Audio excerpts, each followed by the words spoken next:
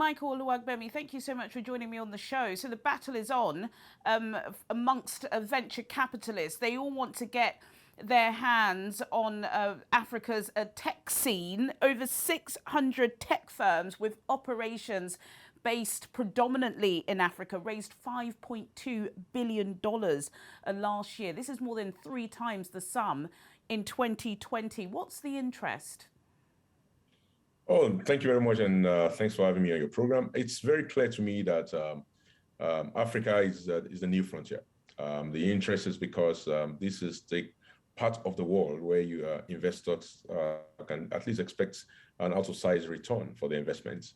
And there are big problems to also solve on this continent. And venture capital is about solving big problems and enabling the innovation to resolve those problems. And so the kind of interest we've seen in the sector is basically because of this.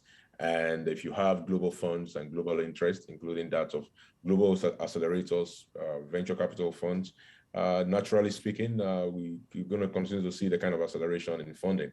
For example, while it took almost 6 months to get to $1 billion last year, within 7 weeks of this year now, there's already $1 billion of investments already in the ecosystem. And we expect to continue to see the same pace of activity for the rest of the year. Absolutely. You can't talk about VC investment and not mention Flutterwave. They're now a unicorn, Nigeria founded, but very much Silicon Valley based. I know that LoftyInc, your firm, specializes in venture incubation and early stage funding in West Africa. So we know that the early stage funding is good. We're hearing lots about $1 million here, a couple of $1 million there. What about growth stage investment? Are we seeing more appetite for VCs to pump money into a firm that's more than $50 million, for example? Yeah, the appetite is going to increase. I mean, you talked about Flutterwave. I mean, we were the company that wrote the first check to Flutterwave in 2016, and we wrote another check in 2017. And you know, we've progressed as the organization itself has grown. And this is true not just for Flutterwave. For us, it's true about Andela. It's true about Reliance HMO. It's true for various more than 140 companies in our portfolio. Well, the reality also is that the needs of this company is also going to grow. And so the VC space is going to mature as the companies in the early stage also mature across the continent. So we're beginning to see capital formation that will respond to this growth enterprise. You say $50 million and above, maybe that's the Silicon Valley standard. I think in Africa, anything above $10 million, you're already getting into the growth phase, and that's going to be the case. Various venture capital companies like ourselves are going to continue to raise that larger pool of money that needs to go into these growth stage companies. These companies need to develop, these companies need to enter new markets. A lot of them will start from the big 4 or 5, Nigeria, Egypt, Kenya, South Africa, and Senegal. But they will need to go into other parts of the continent. And in order for them to do that, they will need cash. They will need to set up organizations. And that will require them being funded by African growth stage companies. And this is going to be the case. Interest is there. I mean, the ecosystem started from organizing angel investments. In our own case, working very closely with African Business Angel Network and AfriLabs about 8, 9, 10 years ago, helping to set up Lagos Angel Network, and then went on to actually then form the first seed capital stage companies in the 2016, 2017 timeframe.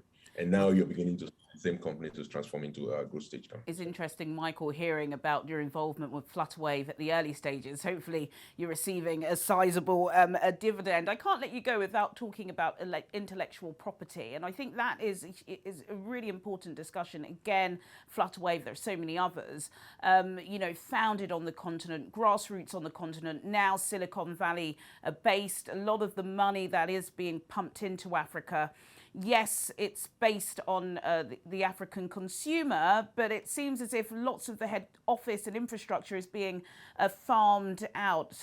How is that being managed to make sure that it does stay authentic? Yeah, there's always this debate about what is African, right? I mean, for us, there are 3 bases. African founders want them to be enabled, creating African jobs.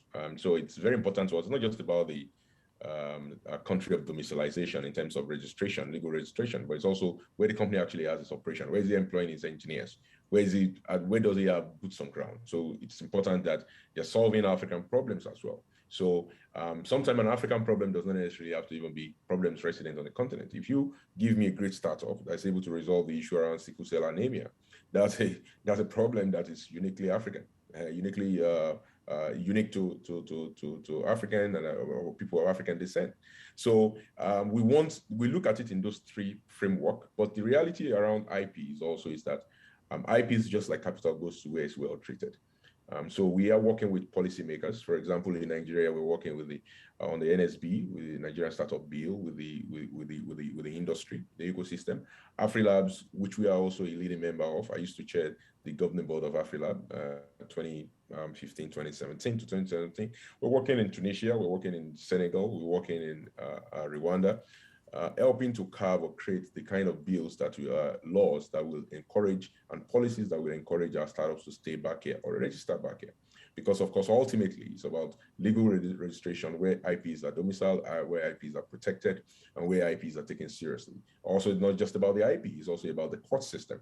Where can you easily resolve these issues around intellectual property protections? And so it's going to take some work, but we're already doing it. And I think I'm very confident that the industry working together, either through the organizations like AfriLabs and ABAN and the angel networks across the continent and Venture Capital Association, we can find a way in the next 5 to 10 years as the industry grows, as we develop our own class of professionals who are deploying capital and capital formation on the continent to protect our IPs better and allow and encourage our startups, our founders to come back home to set up their companies here.